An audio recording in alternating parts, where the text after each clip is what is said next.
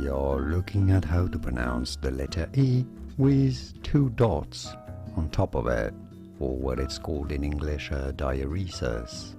In French, this symbol is called a tréma, while in German an umlaut.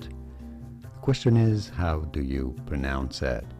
Generally speaking, this simply means that the letter E has to be pronounced by itself, no matter what is around it, no matter what letters are around it, just to distinguish the E as its own syllable in a word.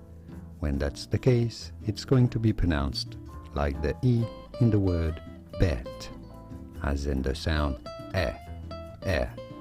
So how it is going to be pronounced is going to be a bit different depending on the language, but this is most common letter and symbol in French. So let's have a look at how this is said in French. The word or the brand name Moet. Without the double dots or the diaeresis, the E there would possibly be silent or pronounced as E.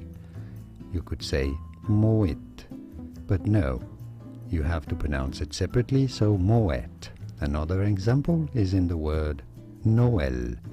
This is a name for Noah, but also Christmas in French. Noël. Note the sound E for the letter E there. Noël. Another example, Joël, a name. And finally, our last example for here, Gaël. And now you know how to pronounce the letter E with a diaeresis on it. More videos on how to pronounce more interesting words in English whose pronunciations aren't always obvious and in French. Thanks for watching.